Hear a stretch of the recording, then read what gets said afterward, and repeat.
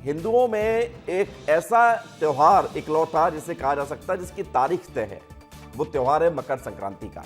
इस दिन मकर संक्रांति का पर्व बेहद खास रहने वाला है क्योंकि इस बार एकादशी का शुभ संयोग है। इस बार की मकर संक्रांति कई मायनों में विशेष है।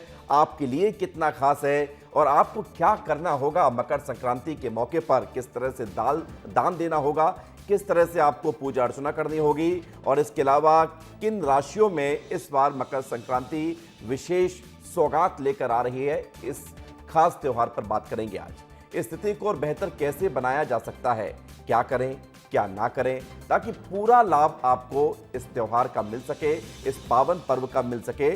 सबसे बड़ी बात है, मकर संक्रांति सिर्फ एक त्योहार भर नहीं है, ये एक वो मौका है जिससे आप अपने अच्छे दिनों की शुरुआत कर सकते हैं, अच्छे कामों की शुरुआत कर सकते हैं। शुभ मुहूर्त माना जाता है। जो काम पिछले एक महीने से रुके हुए हैं खरमास के चलते, उन कामों को अब शुरू कर सकते हैं। इसलिए आइए शुभ मुहूर्त को जानते हैं, क्या दान करना ये पहचानते हैं, किन राशियों में ये त्योहार खास रहने वाला है, ये समझने की कोशिश करते हैं। हमारे साथ इस वक्त पंडित अमर डब्बावाला जुड़ गए हैं उज्जैन से। बहुत स्वागत पंडित जी। जय श्री राम। मकर संक्रांति का त्योहार कैसे हो खास, आज हम इस पर कर रहे हैं चर्चा। तो सबसे पहले अगर आप हमें बताना चाहें मकर संक्रांति के विशेष पर्व के बारे में, इसका पौराणिक वर्णन और साथ ही साथ इस बार एकादशी का एक खास मौका है तो इसका क्या विशेष प्रभाव पड़ेगा किन राशियों पर, ये भी बताइए पंडित जी। जी, सबसे पहले हम ये समझ लें कि मकर संक्रांति पर्व काल क्या होता है। सामान्यतः भारतीय ज्योतिष शास्त्र में किसी एक राशि को छोड़ करके दूसरी राशि में सूर्य की प्रवेश की स्थिति संक्रांति कहलाती है। चूंकि धनु राशि में वर्तमान में सूर्य का गोचर चल रहा है और 14 जनवरी को दोपहर 3:05 पर सूर्य का धनु राशि को छोड़ करके मकर राशि में प्रवेश होगा। मकर राशि में प्रवेश होने की यह स्थिति मकर संक्रांति कहलाती है। इस दिन से सूर्य का उत्तरायण आरंभ हो जाता है। ऐसी मान्यता है कि 6 माह सूर्य उत्तरायण रहेंगे और 6 माह उसके बाद दक्षिणायन रहेंगे। अर्थात यदि हम महाभारत के अनुशासन पर्व की बात करें, भारतीय ज्योतिष शास्त्र की बात करें, पौराणिक मान्यताओं की बात करें, तो सूर्य का मकर राशि में प्रवेश काल का जो समय होता है वो देवताओं की गणना से माना जाता है।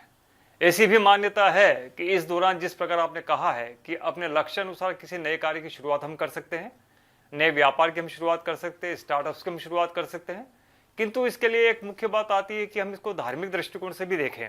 क्योंकि भारतीय सनातन धर्म परंपरा में संक्रांति एक विशेष पर्वकाल माना जाता है। ऐसी मान्यता है कि धनुर्मास को त्याग करके मकर मास की शुरुआत होती है। मकर मास को वैज्ञानिक दृष्टिकोण से बोले तो ये एक प्रकार की तकनीकी परिवर्तन का समय रहेगा। संचार क्रांति होगी, अलग अलग प्रकार से स्टार्टअप्स के नए नए क्षेत्रों में एक उन्नति और सफलता का भाव दिखाई देगा। आर्टिफिशियल इंटेलिजेंस को लेकर के नए नए सेगमेंट तैयार होंगे जो आने वाले 3 से 4 महीने में दिखाई देंगे। साथ ही हम बात करते हैं कि इस दौरान चूंकि मकर संक्रांति 14 जनवरी 2026 को बुधवार के दिन अनुराधा नक्षत्र में आ रही है। बुधवार के दिन अनुराधा नक्षत्र का होना सर्वार्थ सिद्धि योग और अमृत सिद्धि योग का निर्माण करता है जी।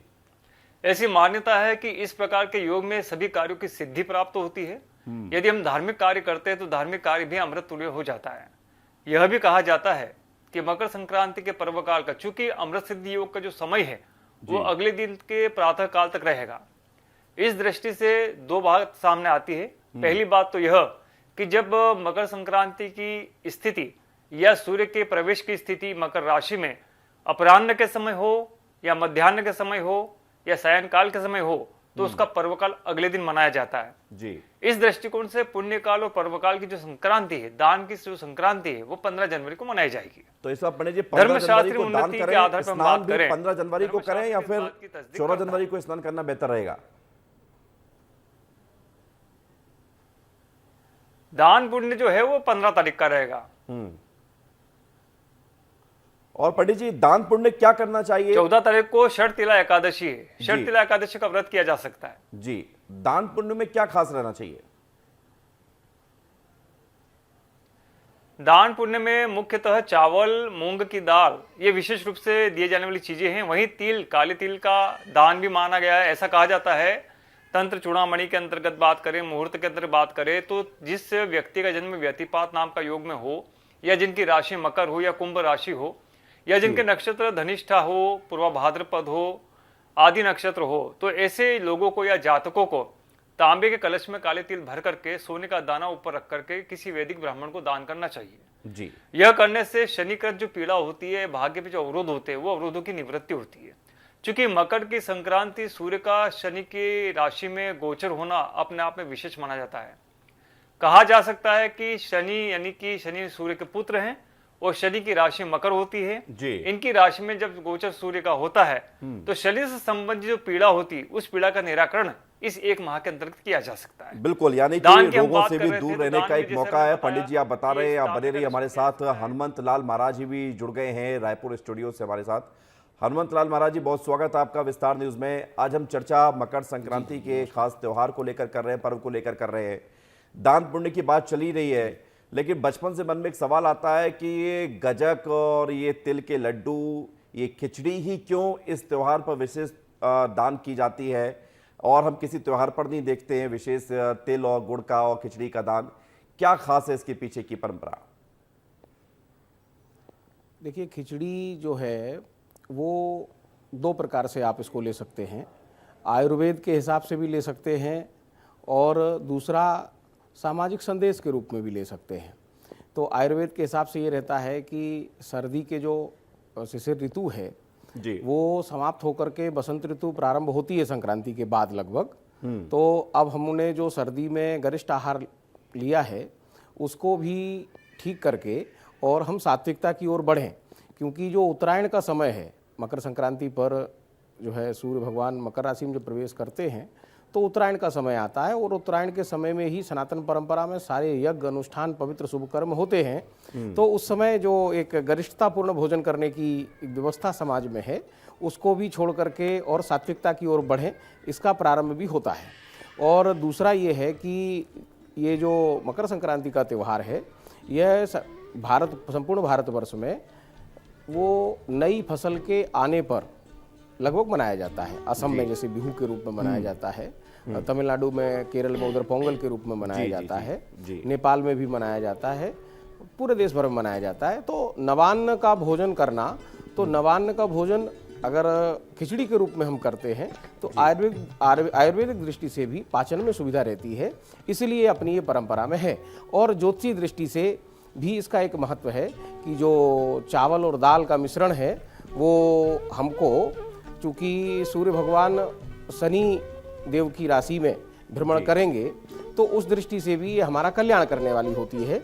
इसलिए इस मास का प्रारंभ जो ये सौर मास है वो खिचड़ी के सेवन से, खिचड़ी के दान से प्रारंभ किया जाता है। जी पंडित जी, आपने बहुत बखूबी बताया कि क्यों तिल गुड़ और खिचड़ी का दान किया जाता है। पंडित अमर जी, एक सवाल मेरे मन में ये है कि स्नान को लेकर बहुत भ्रांतियां हैं, या फिर ये कह लीजिए कि भ्रांतियां बना दी गई हैं, भ्रांतियां थी नहीं। माना ही जाता है कि सूर्य उदय से पहले इस दिन स्नान करो तो ज़्यादा पुण्य मिलता है। फिर ये बच्चों से कहा भी जाता है, जो बच्चे नहीं मानते, क्योंकि सर्दी का मौसम है, तो ये कह दिया जाता है कि जो स्नान नहीं करेगा वो अगले जन्म में जानवर बनेगा या कुछ और बनेगा। उस तरह की उसको कोशिश की जाती है ताकि वो नहा ले। तो स्नान की क्या परंपरा और किस तरह से विशेष कुछ ऐसा करना चाहिए जो इस दिन को और ज़्यादा प्रभावित बना दे, लोगों के जीवन में कल्याणकारी बना दे? जी, मेरा आपसे कहना है कि स्नान परंपरा को लेकर के हमारे यहाँ तीर्थों की बात आती है कि सनातन धर्म परंपरा में जब मकर संक्रांति का पर्व काल आता है तो तीर्थों पर लोग स्नान करने पहुंचते हैं। उसके दो कारण है। तीर्थों की जो नदियों का जो जल होता है उस जल में मकर मास का जब प्रवेश काल होता है या सूर्य का जब मकर राशि में प्रवेश होता है तो सूर्य की मकर राशि की जो रश्मियां हैं उस रश्मियों से पानी में जो औषधीय गुण होते हैं वो उत्पन्न हो जाते हैं। इसलिए तीर्थ पे स्नान की मान्यता आयुर्वेदिक दृष्टिकोण से मानी जाती है। जी, दूसरे दृष्टिकोण से हम बात करें तो मकर मास में चूंकि सूर्य और शनि के जो टेम्परेचर है वैज्ञानिक दृष्टिकोण से उसका बड़ा डिफरेंस आता है और यही से हम देखते हैं कि जब सूर्य उत्तरायण होने लगते हैं तो ठंड का प्रभाव धीरे धीरे क्षीण होता जाता है, कम होता जाता है। जी। रही बात स्नान न करने पर क्या कोई दोष लगता है, ऐसा नहीं है कि स्नान करने पर कोई दोष लगता है। चूंकि धनुर्मास को लोग खरमास या मलमास की श्रेणी में गिनते हैं जी, जबकि शास्त्र कहता है कि इसको खरमास या मलमास नहीं कहना चाहिए। यह धनु की संक्रांति वाला मास है। धनुर्मास चूंकि धर्मशास्त्रीय दृष्टिकोण से जितना सत्संग हो सके, दान हो सके, धर्म यात्रा हो सके, उसमें करना चाहिए। और जब इसका निराकरण होता है या जब वो मकर राशि में सूर्य का प्रवेश होता है, तो ऐसे कालखंड में सूर्य के उदय काल में यदि स्नान होता है तो बहुत अच्छी बात, क्योंकि हमारे यहाँ तो गायत्री तंत्र में एक बात लिखी जाती है सनातन धर्म के अंतर्गत कि सूर्य के उदय के पूर्व ही व्यक्ति विशेष को या बच्चों को शयन काल त्याग देना चाहिए, क्योंकि प्रातः 4:06 से लेकर के तो अगले क्रम तक अर्थात 2 घंटे तक यह स्थिति ब्रह्म मुहूर्त की होती है। इस समय बच्चे का दिमाग तेज होता है, उस समय स्नान आदि से निवृत्त होकर के बच्चों को विद्याध्ययन करना चाहिए। ठीक है पंडित जी, आपने बहुत अच्छे से बताया। स्नान कर पाता है और मैं एक सवाल लेकर हनुमंत लाल महाराज जी के पास जा रहा हूँ। हनुमंत जी, लोगों के मन में एक सवाल ये भी है कि इस बार एकादशी का शुभ संयोग है, तो क्या विशेष फलदायक रहेगा और इस बार की एकादशी में क्या करना चाहिए? और इसमें एक छोटा सवाल मेरा है कि सूर्य को जल देने का तरीका सही क्या है?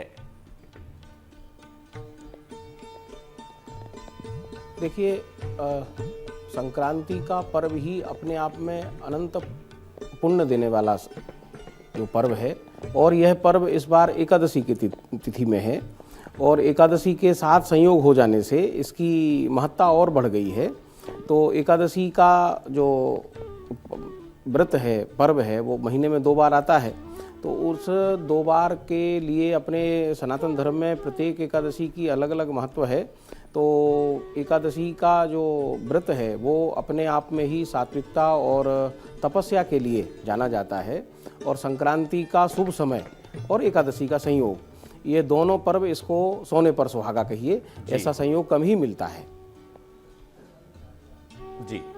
और महाराज जी, सूर्य जल के बारे में आप कैसे बताएंगे? मतलब गंगा सागर में सूर्य जल ले लिया और सूर्य को अर्पित किया, तो कुछ लोग बताते हैं कि एक धारा में नहीं देना चाहिए जल। कुछ लोग ये भी बताते हैं कि आप अगर सूर्य के समक्ष नहीं है तो कमरे से बैठे बैठे भी जल दे सकते हैं। क्या वो सही माना जाता है? देखिए, सूर्य भगवान और जो अपने सनातन धर्म में 33 कोटि देवता हैं, उसमें सूर्य और चंद्र प्रत्यक्ष देवता हैं जिनका दर्शन हमको रोज होता है। तो प्रकृति में जो जीवन है, वैज्ञानिक दृष्टि से भी आप देखेंगे कि सूर्य की प्रकाश के बिना प्रकृति में जीवन ही संभव नहीं है। बिल्कुल। तो प्रकृति ने हमको जीवन दिया है, मानव स्वरूप दिया है, तो हमारी जिम्मेदारी और अधिक होती है, क्योंकि पृथ्वी पर जितने भी प्रकार के पशु पक्षी जीव जंतु हैं, उनमें मानव ही श्रेष्ठ है, मानव योनि श्रेष्ठ है, और मानव योनि बार बार नहीं मिलती है। तो भगवान सूर्य के प्रति अपनी साधना और उनका आभार, कृतज्ञता व्यक्त करना, यह जो है हम नित्य प्रति अपने दिन का प्रारंभ करते हैं कि हमारा जीवन आपकी तरह प्रकाशवान हो। और भगवान सूर्य का को हम जब जल अर्पण करते हैं तो इसमें इतना ध्यान रखना चाहिए कि उस जल से आर पार हो करके भगवान सूर्य की जो किरणें हैं वो अपने शरीर पर पड़े। और कितने बजे तक पंडित जी? कमरे के अंदर तो विशेष परिस्थिति में देना चाहिए, लेकिन सूर्योदय होने के आधे घंटे तक, मतलब सूर्य को जल कितनी देर तक दे सकते हैं? कुछ लोग हैं जो 11 बजे सो के जगते हैं। देखिए, सबसे श्रेष्ठ 12 बजे सूर्य जल दे सकते जो हैं। समय है, जो सबसे श्रेष्ठ समय वो अरुणोदय का काल है, जब भगवान सूर्य का प्रकाश जो है लालिमा को ग्रहण किए रहता है, जब सूर्य भगवान का पूरा दर्शन हमको होता है। ठीक है महाराज जी, उस समय मैं लौट रहा हूं क्योंकि कई सारे सवाल है महाराज जी जो लोगों के मन में है। पंडित अमर जी, एक सवाल मेरा ये है कि चूंकि इस त्योहार में दान की एक अपनी महत्ता है, दान का त्योहार ये माना जाता है, लेकिन दान किसको करें? मंदिर में बैठे पुजारी को करें या अपने घर में जो मौजूद मान्य हैं उनको दान करें, या फिर अपनों से बड़ों को दान करें? मतलब दान किसे करना चाहिए, या गरीब को करें? बहुत अच्छा प्रश्न किया आपने। दान की अपनी एक व्यवस्था है। दान की व्यवस्था यह बताई जाती है कि जिसको जरूरी है उसको दान किया जाना चाहिए। और धर्मशास्त्रीय दृष्टिकोण से बात करें तो वैदिक ब्राह्मण को दान देने की बात कही जाती है। वैदिक ब्राह्मण को दान देने की बात इसलिए की जाती है कि वैदिक ब्राह्मण अपने त्रिकाल संध्या करता है, तो संध्या का जो प्रभाव है वो आशीर्वाद के रूप में दान दाता को प्राप्त होता है, पहली बात। दूसरी बात, दान की दूसरी प्रक्रिया होती है कि महिलाएं अक्सर सुहाग के सामान को या खिचड़ी को या तिल के लड्डू को या तिल की चक्की को दान करती है। तो यह दान की प्रक्रिया संबंधित रिश्तेदारों में बुआ, बहन, बेटियों को, भाभीियों को दी जा सकती है। या आसपास के लोगों को दी जा सकती है। इसमें उनका एक क्रम होता है, सुहाग का आयु बढ़ती है। तीसरी बात आती है कि दान की एक प्रक्रिया मंदिर में बैठे पुजारी को भी दी जा सकती है, और पुजारी को यदि देना है तो सीधा दान करें, जिसमें आटा है, दाल है, सब्जियां, हरी कच्ची सब्जी। इसके अलावा एक क्रम और आता है कि जो बच्चे पढ़ना चाहते हैं उन पढ़ने वाले बच्चों की किताबों का, बस्तों का, कंपास बॉक्स का या उसकी फीस का भी दान स्वरूप में अंगीकृत किया जाता है। हालांकि ये एक प्रक्रिया नवीन है, लेकिन उत्तर वैदिक काल में शिक्षा को लेकर के संबंधित विषयों पर की गई दान की व्यवस्था को भी प्रकाश डाला गया है। तो दान की ये प्रकार की व्यवस्था है, इस पर ध्यान देना चाहिए। जी, आपने दान बखूबी बताया। और सीधा दान को लेकर जैसा कि कुछ लोग अगर नहीं समझते हैं तो उसमें ये रहता है कि आटा होता है, कुछ लोग आलू भी रखते हैं, नमक की डेली भी रखते हैं, मिर्ची भी रखते हैं, दाल भी रखते हैं कच्ची, ताकि पूरा जो खाना जिसे कहा जाता है कि कच्चा खाना, उसके बाद उसको अगर पकाएंगे तो पूरा खाना तैयार हो जाता है, तो उसे सीधा दान बोला जाता है। पंडित हनुमान जी, एक सवाल मेरा आपसे ये है कि मकर संक्रांति के मौके पर हम देखते हैं कि दान हो गया, पूजा पाठ हो गई, लेकिन ये जो साल है 2026, ये सूर्य का साल है और सूर्य का ये त्यौहार है, तो क्या हम ये मान सकते हैं कि करियर के लिए जो लोग परेशान हैं, जिनको दिक्कतें आ रही हैं, उनकी ग्रोथ इस साल संभव होगी मकर संक्रांति पर, वो क्या उपाय करें? देखिए, 2025 का जो साल गया है तो वह पूरे दुनिया में एक उथल पुथल का वर्ष था। विभिन्न प्रकार के छोटी छोटी बातों पर समाज में विविध प्रकार का विरोध देखने को मिला, और यह विरोध अंतर्राष्ट्रीय स्तर पर भी विभिन्न देशों के बीच में भी देखने को मिला। लेकिन यह जो नया वर्ष है, इस साल के जो संक्रांति फल में, तो जो काम जिन लोगों के अटके हुए हैं, इस साल का जो संक्रांति का एक फल होता है, जिसको ब्राह्मण परिवारों में जाकर के वाचन करके सुनाते हैं, ये सनातन परंपरा है। बहुत देश के बहुत सारे हिस्सों में इस परंपरा का निर्वहन किया जाता है। तो संक्रांति फल को भी देखेंगे तो यह 2026 का समय जो है वो स्थिरता प्रदान करेगा। सामाजिक रूप से, राजनीतिक रूप से थोड़ी सी अस्थिरता बीच के कुछ महीनों में देखने को मिलेगी। और यह जो सूर्य भगवान का वर्ष है, तो इसमें जो यश, पद, प्रतिष्ठा, व्यवसाय, रोजी और अपना काम धंधा, यह जिनका भी है वह स्थिरता को प्राप्त करेगा, और जो लगातार लंबे समय तक काम करने के लिए लोगों को प्रेरित करेगा। ठीक है महाराज जी, मैं लौट रहा हूँ। पंडित जी से एक सवाल है। पंडित जी, एकादशी के बारे में हम बचपन से सुन रहे हैं कि उस दिन चावल नहीं खाना चाहिए, घर में चावल वर्जित माने जाते हैं, लेकिन संक्रांति का त्यौहार है, चावल का दान भी करना है। पहले तो मुझे आप ये बताइए, दर्शकों को भी ये बता दीजिए कि चावल क्यों नहीं खाया जाता एकादशी को, और फिर इस दिन क्या चावल का दान ठीक माना जाएगा?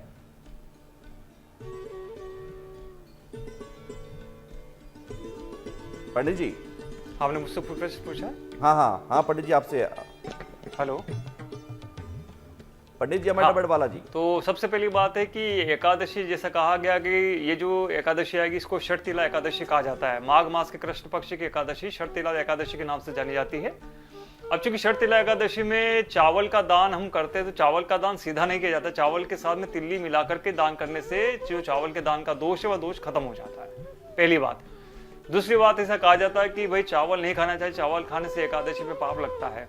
तो चावल क्यों नहीं खाया जाता, इसके पीछे बकायदा कथा है इसकी, कि चावल में पाप से संबंधित कुछ विषय वस्तु है, जो बड़ा समय अभाव होने के कारण इतना लंबा बता नहीं पाऊंगा मैं, लेकिन फिर भी एक बात समझने वाली है कि चावल को पाप संग्रह करता माना गया है। चूंकि एक अन्न की व्यवस्था है, उस अन्न की व्यवस्था में हम आगे बढ़ते हैं, तो इस पार्ट पे ध्यान देने की आवश्यकता है कि सबसे मुख्य बात, जैसे मैंने पहला कहा आपको, कि 14 जनवरी को दोपहर 3:05 पर सूर्य का धनु राशि को छोड़ करके मकर राशि में प्रवेश होगा। तो इस दौरान एकादशी तो रहेगी, एकादशी का नियमन भी होगा, लेकिन जो दान की बात आती है, वो दान की जो परंपरा है 15 जनवरी को होगी। धर्मशास्त्रीय मान्यता, निर्णय सिंधु, अग्नि पुराण आदि सूर्य सिद्धांत की मान्यता से करेंगे बात। तो जो दान की व्यवस्था है, सूर्य के संबंध की बात करेंगे तो 15 जनवरी को होगी। इस दृष्टि से वो दान का जो प्रभाव दोष है वो लागू नहीं होगा। एकादशी पे व्रत करें, अगर मान लो एकादशी पे आपको दान करना है, तो दोपहर 3:30 बजे बाद दान किया जा सकता है, जिसमें तिल और चावल और मूंग की दाल मिक्स करके देवे, तो इसका दोष मान्य नहीं होगा। ठीक है पंडित जी, एक सवाल इससे जुड़ा हुआ ये है कि दान किसे करना चाहिए? घर की महिलाओं को करना चाहिए? हम देखते हैं कि हमारी माताजी दान करती है, उसके बाद घर की स्त्रियां सभी मंदिर जाती है, दान पुण्य करती हैं, लेकिन जो लोग अकेले रहते हैं, तो क्या वो भी दान कर सकते हैं? दान किसे करना चाहिए? दान हर व्यक्ति को करना चाहिए।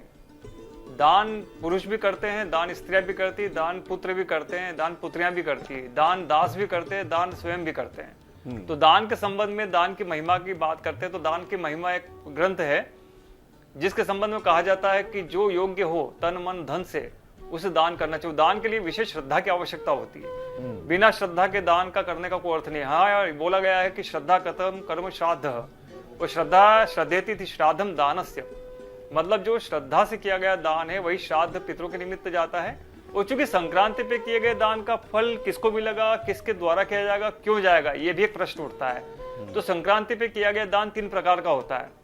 एक दान पितरों को जाता है जिसमें हम तिल्ली का दान करते हैं, वो पितरों को उसका फल प्राप्त होता है। चावल का दान जब हम करते हैं तो उसका फल हमको विष्णु लोक में प्राप्त होता है।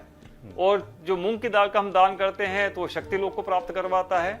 और गुड़ का जो दान है वो सूर्य लोक को प्राप्त करवाता है। तो अलग अलग दानों के क्रम का हम बात करें तो अलग अलग दानों का धाम अलग अलग बताया गया है। तो मूल रूप से तो मूंग की दाल, मूंग की दाल, चावल, गुड़, तिल, स्वर्ण, ताम्र, वस्त्र, पात्र आदि का दान आपको, आपके परिवार को आगे बढ़ाता है, वंश की वृद्धि करता है, पितरों की संतुष्टि करता है। ऐसा भी मान्यता है कि इस दिन तीर्थ पर जाकर के तिल का तर्पण पितरों के निमित्त करना चाहिए, पिंड दान करना चाहिए। पंडित जी, आपने दान को लेकर बहुत स्पष्ट तरीके से बता दिया। जिन लोगों के मन में कुछ भी दान को लेकर शंका होती है तो वो आपके इस जवाब को सुन लें। मैं महाराज जी आपके पास आऊंगा और एक सवाल मेरा ये है कि इस बार मकर संक्रांति पर एकादशी का विशेष संयोग तो आपने बता दिया है, लेकिन एक खास बात यह है जो हम बचपन से सुनते आ रहे हैं कि हिंदू रीति रिवाज में सारे त्योहारों की तारीख बदल जाती है, तिथि बदल जाती, तिथि तो रहती है लेकिन वो तारीख बदलती है तो महीना भी कई बार बदल जाता है। कभी दिवाली अक्टूबर में आती है, कभी नवंबर में आती है, लेकिन एक ऐसा इकलौता त्योहार है मकर संक्रांति जिसकी तारीख और महीना हमेशा स्थिर रहता है। इसके पीछे की वजह क्या है? जी, मैं आपको निवेदन करूं, यह जो भ्रांति है, आप देखेंगे कैलेंडर उठा करके तो स्वामी विवेकानंद जी का जन्म जो है 12 जनवरी 1863 को हुआ था और उस दिन मकर संक्रांति थी। आप कैलेंडर को देखेंगे तो जब 12 जनवरी 1763 को देखेंगे तो मकर संक्रांति जो है 11 जनवरी को थी। 11 जनवरी 1763 को मकर संक्रांति थी और 1863 में वह संक्रांति जो है 12 जनवरी को थी। 1970 को में जो है मकर संक्रांति 13 जनवरी को थी और अभी वर्तमान में संक्रांति 14 जनवरी को है। और जब आप सन 2100 की संक्रांति देखेंगे पंचांग में जाकर के तो यह संक्रांति 15 जनवरी को सुबह 8 बजे तारीख ही तो है।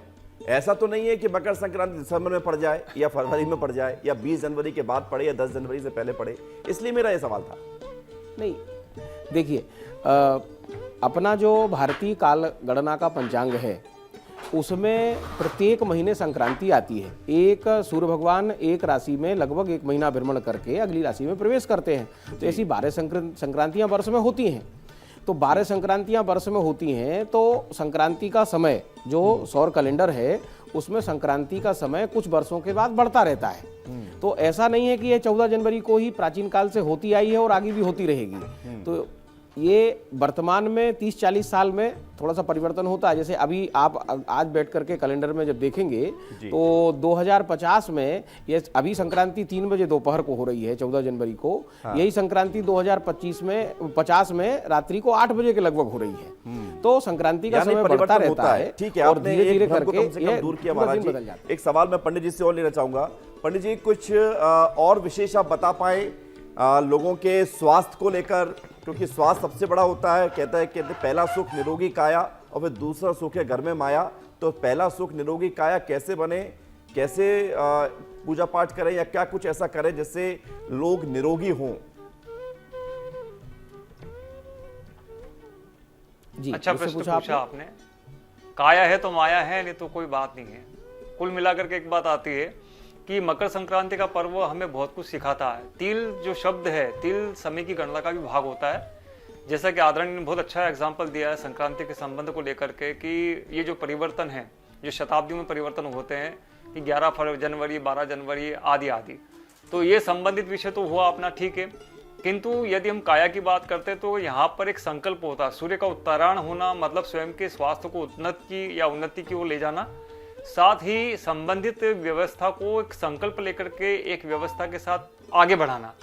जब तक आप अपने अंदर संकल्प को स्थापित नहीं करेंगे तब तक ना स्वास्थ्य को प्राप्त कर सकेंगे ना धन को। हमारे यहाँ शास्त्र में धर्म, अर्थ, काम और मोक्ष 4 प्रकार के पुरुषार्थ हैं।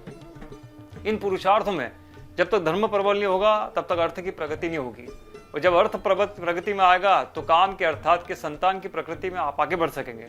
और जब आप एक प्रक्रिया व्यवस्था में आएंगे, जब अपने जीवन में क्रम में आप आगे बढ़ेंगे तो संतान की प्राप्ति होगी। संतान के साथ में फिर आगे बढ़ेंगे तो संसार से संबंधित जो इहलोक से परे पारलौकिकता का स्थान वह आपको प्राप्त होगा जी। तो काया और माया एक प्रकार की व्यवहारिकता है जिसको बिल्कुल पंडित जी समय समाप्त हो रहा है। एक जल्दी से 30 सेकंड में मैं आप ही से एक सवाल पूछ ले रहा हूं कि जिनके पास ऐसी परिस्थितियां हैं कि वो ना तिल का दान कर सकते हैं ना खिचड़ी का दान कर सकते हैं, तो कुछ ऐसा और उपाय है जिसको करने से लोगों को वो पूरा पुण्य मिले?